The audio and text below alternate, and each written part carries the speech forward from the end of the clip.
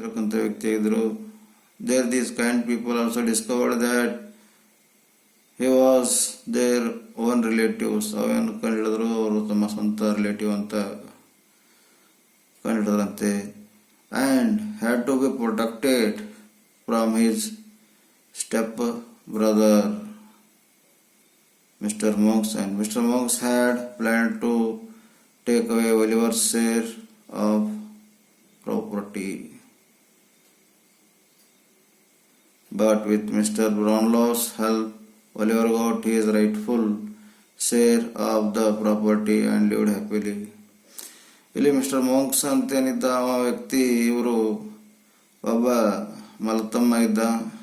ಒಲಿವರ್ನ ಆಸ್ತಿ ಎಲ್ಲ ಕಬಳಿಸ್ಕೊಳ್ಬೇಕಂತಿದ್ದ. ಆದರೆ ಅಲ್ಲಿ ಮಿಸ್ಟರ್ ಬ್ರೌನ್ಲೋಸ್ ಏನು ಮಾಡಿದ್ರು, ಈ ಒಲಿವರ್ನಿಗೆ ಹೆಲ್ಪ್ ಮಾಡಿದ್ರು, ಅವನಿಗೆ ಅವನ ಪಾಲಿನ ಆಸ್ತಿ ಸಿಗುವಂತೆ ಮಾಡಿದ್ರು.